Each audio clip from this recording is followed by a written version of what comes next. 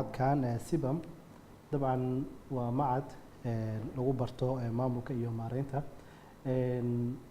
sida kalena hay'adaha dawliga ah ayaa ku jirta.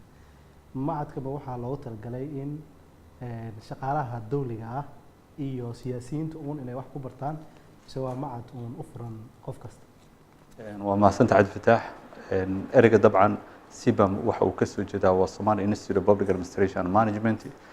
waxa waa iskuul madax bannaan oo aan faa'iido doon ahayn oo loogu talagalay in uu soo saaro shaqaale karti leh oo ka shaqeeya arrimaha dawliga iyo kuwa aan dawliga ahayn.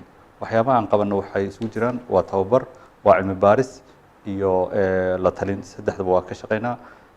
uma shaqeyna keliya hay'adaha dawliga keliya inkastoo culeyskeeda meesha aan ku jeedno uu yahay, laakiin hay'adaha goonida loo leeyahay laftooda waan ka shaqeynaa.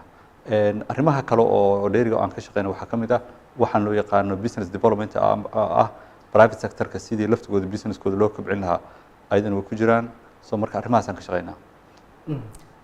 dabcan macad waxaa jiray sidam ay dawladdu lahaan jirtay iyo wasaaradda shaqada iyo arrimaha bulshada oo hoostagi jiray shaqaalaha dawliga ah halkaas laga qaadan jiray lagu tababari jiray. wasaaradda shaqada iyo macadkan hadda idinku aad aasaasteen ma jira wada shaqeyn oo idinka dhexeeya maadaama hadda idinku ahaan aad u taagan tihiin macadkii dawladda ay lahaan jirtay booska idinku aad ku jirtaan? runtii aniga waxaan ka mid ahaa ardaydii sidam wax ku baratay. waana meelaha Soomaaliya laga soo saaray dad badan oo karti leh oo ka shaqeeyay maamulkii dawladda oo xilligaa jiray. dabcan burburkii waa waxyaabihii dhaawaa jiraan. hay'ado badan oo isku dayay inay booskaas buuxiyaan way jiraan oo waxaa ka mid ah simada ka mid ah laftigeeda. marka annaga qayb ka mid ah isku daygaas ayay tahay. hadda dawladda federaalka oo kale shaqaalaha rayidka gaar ahaan waxaa u diiwaan gashan 5,571 qof ayaa u diiwaan gashan 2017. dadka waxay u baahan yihiin in xirfadooda kor loo qaado. sidoo kale macnaha waddankan wuxuu ka soo kabanayaa burbur dheer ayuu ka soo kabanayaa. burburkaas marka wuxuu keenay in kartidii shaqaalaha inay hoos u dhacdo, xogtii macluumaadka la hayay inay yar tahay, inay marka loo baahan yahay in human capacity-ga ama kartida qofka wax soo saarkiisa kor loo qaado ha noqoto mana aqoontii shaqsiga ha noqoto macluumaadkii uu xogta ku go'aan fiican uu ku gaari lahaa ha noqoto. marka waxaan isku dayaynaa inaan kaalintaas wixii aan ka qaadan karna inaan ka buuxino. dabcan waxaad ka shaqeynaysaan waa maamul iyo maareyn. xaaladda siyaasadda dalkana markii hadda la fiirsho meel bay maraysaa. sida hordhaca aad inoo sheegtayna waxaad ka shaqeysaan waa cilmi baaris qayb ayay ka tahay. xaaladda siyaasadeed ee hadda dalka ku jirta maxay idinku muuqataa? runtii waxay ku xiran tahay horta meesha aad ka istaagto. waddankan xanuun badan uu soo maray, dhibaato badan ayuu soo maray. sanadba sanad ka dambeeya wuu ka soo kabanayaa dhibkii la soo maray. mar waxaa jirta aanu dawladda dhan jirin, qarankii macnaha uu burbursanaa oo macnaha cid wax isweydiinaysaba aysan jirin. waa gaar ahaan 10kii sano ugu horreeyey. 10kii sano ee ku xigay waxaa la bilaabay 2000 markay bilaabatay waxaa soo bilaabay dawladdii Cabdiqaasim soo bilaabatay. kadib macnaha dawladdii Shariif dawladdii Cabdullaahi Yuusuf mar walba tallaabo ayaa hore loo soo qaadayay oo macnaha waddanku uu soo hagaagayay. marka dhankaas anaga markaan ka fiirno rajo badan ayaa noo muuqato. tallaabooyin fiican ayaa la qaaday. tallaabooyinka ma dhammaystiran yihiin? maya. tallaabooyinka waddada way dheer tahay. waxaa jira nin buug caan oo adduunyada laga yaqaano oo uu qoray nin Fukuyama la yiraahdo. qayb ka mid ah wuxuu leeyahay macnaha in aad noqoto Denmark oo kale muddo kooban inaad ku noqoto waa adag tahay. macnaheedu waxay tahay in hay'adihii iyo haykalkii dawladda inta la dhiso durbaba ay u shaqeeyaan sidii macnaha wadamada reer galbeedka oo kale ah oo macnaha qarniyo ka soo shaqeynaya inay u taabagalaan way adag tahay. macnaha muddo ayay qaadanaysaa. laakiin isafaalooyinkii ayaa muuqanaya in waddankan rajo ay soo gashay. waxaa xasuusta macnaha markii hore ay dadka ay iskhilaafaan xabaday ku wada hadli jireen. laakiin maanta magaalada Muqdisho laba qof hadday isqabato waxay leeyihiin sharcigaan isla tagno. laba qof hadday wax isku dhacaan macnaha dacwa jirto. haddii qof uu qof dilo isla markii ama ha ahaado qof shicib ama qof askari ha ahaado isla markii wuxuu isku dayaa haddii inuu baxsado mooyaane mana qof dhihi kara waa sii taagnaan oo cid wax iga qaadi karta ma jiro. marka rajadaas way soo muuqataa. dabcan caqabado badanna way jiraan oo ah macnaha in la isla fahmo macnaha shuruucda lagu wada shaqeynayo, qaabka loo wada shaqeynayo, cid walba roolka ay leedahay. marka arrinta hadda badanaa siyaasadda taageeraan waxay tahay warheed waa waddankii colaad wuu ka soo baxayaa laakiin shuruucdii macnaha cayaar oo kale waaye. cayaartan waa in la isla fahmo qof walba kaalinta uu leeyahay iyo shuruucdii kala hagi lahayd in cayaartaas la wada cayaaro si aanay dadka isugu dhicin. taana marka waxay qaadanaysaa muddo waqti ay qaadanaysaa in la isla wada fahmo. aan dib ugu soo laabano arrinta ee macadkiina ma jira cilmi baarisyo ama warbixino idinka aad ka diyaariseen hanaanka maamulka iyo maaliyadda iyo siyaasadda Soomaaliya qaabka ay u socoto si jiilka hadda soo kacaya ee siyaasadda kusoo biiri doono waddo ama taariikh ay akhristaan ay u helaan?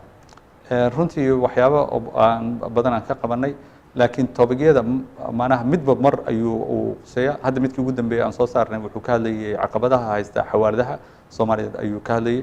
kuwo kale macnaha waxa jirtay ka hadlayay waxa loo yaqaano tayeenta waxbarashada. si hadda ku sheegay 5531 qof oo u diiwaan gashaneed wasaaradda u diiwaan gashan dowladda federaalka inay u shaqeeyaan 48% ka mid ah waa graduates ama dad ka soo baxay jaamacado weeye.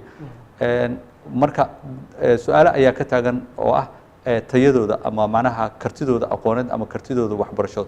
sababtoo ah jaamacado fiican oo dadaalaya oo arday fiican oo karti la soo saaray ayaa jiro iyo jaamacado ganacsi kaliya loo furay oo aan macnaha ardayda ay soo saarayaan ay su'aal ka taagan tahay ayaa jiro. so marka wixii oo dhan suuqa markay soo galaan kullina la wada sheegto inay yihiin jaamiciin la wada sheegto waa dareemi kartaa macnaha culays ayaa ka imaanaya oo markii ay goobtii shaqada isugu wada yimaadaan kuwana waa dad aqoon leh oo karti leh kuwana macnaha waa dad u baahan hadda kadib in la tayo u baahan.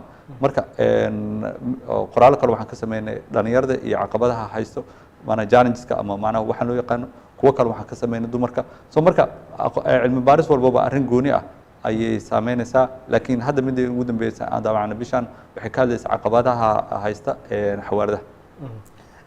ugu dambeyn dabcan sidaad sheegtay shaqaalaha dowladda ma jira meel laga soo qaado hadda shaqaalaha dowladda ay ku tashato oo ka soo qaado sida macadkii hore sii dama ay lahaan jirtay dowladda dhammaan waxay shaqadu kusoo shaqo tagaan in adeer iyo waddooyin kale macadkiinaan da-yarta soo saara ma markay graduate ay noqdaan magaalka iska galayaan mise waxaa jira kuwa meelo si ay ugu tababartaan oo halkaas ugu sii wataan aada u geysaan ha noqdaan in wasaarado aad ku ataagaraysaan ama aad ka codsataan qaab nocee u maareysaan ardayda ka soo baxa macadkiina?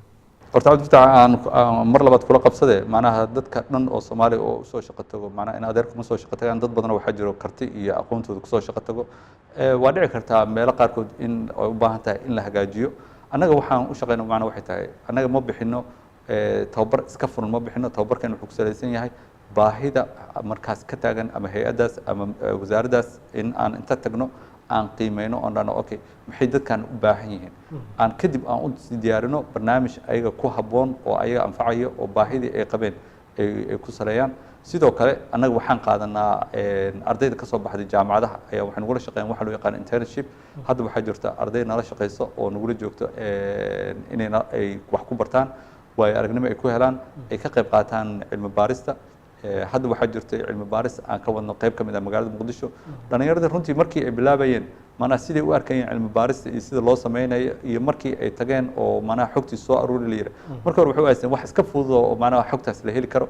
hadda habeen dhaxas xaflad ayaan qabnay ay warbixin ka bixinayeen runtii maana waxay tilmaamayeen in maana xog la helo laftigeeda inay u baahan tahay inay adag tahay oo qofka uu ku waramo oo sida runta ay wax kugu sheego. marka ujeedada maana waxay tahay in ay dadkii ay ardayda ay helaan fursad ay ku helaan shaqada maana work experience waxa loo yaqaan ah inay fursad ku helaan inay waxna bartaan waxbarashadiina ay ku dhex wadaan inay shaqeeyaan oo ay u arkaan first hand maana experience gacanta koowaad ay ku yeeshaan inay wax soo saaraan kadibna ay suuqa ay dib ugu soo laabtaan ama ha u shaqeeyaan markaas hay'adaha dowladda ama ha u shaqeeyaan shirkadaha private-ka. waxaan u gartay in marka horeba baahida iyo tababarada aad sameynaysaan aad ku saleysaan hay-adaha dawliga ah wasaarad tusaale wasaaradda shaqada iyo arrimaha bulshada baahida ugu badan ee shaqaalaha ay qabaan waa noocee marka idin soo baxdo ayaad u furtaan tababarka? sababtoo macnaha waxaa jira hay'ado badan oo hadda ka soo qaad jaamacadaha kale soo saaro arday aqoon guud ay sameeyaan laakiin aqoontaas guud kama qabtirayso baahida ay qabaan kama qabtirayso. sababtoo waxa dhici karto inay baahida ay qabaan ay tahay baahidii ay kala kulmeen shaqada. annaga marka waxaan soo garab dhigaynaa shaqada uu qofka ka shaqeynayo waxay tahay oo asaga laga rabo inuu shaqeeyo iyo manaha asaga aqoontiisa personal ama aragnimadiisa personalka uu qabo labadaasaan isu garab dhigaynaa marka gaabka noo soo baxo ama farqiga noo soo baxo ayaan ku salaynaa inaan ka caawino ugu dambeyn macadkiina halbeega iyo hiigsiga uu rajeynayo waa xagee anaga waxaan rajeynaynaa inuu noqdo macadka markay noqoto waddanka gudihiisa loogu ictiraafsan yahay inuu soo saaro shaqaale karti leh iyo arrimahan dawliga ana ka tala bixiyo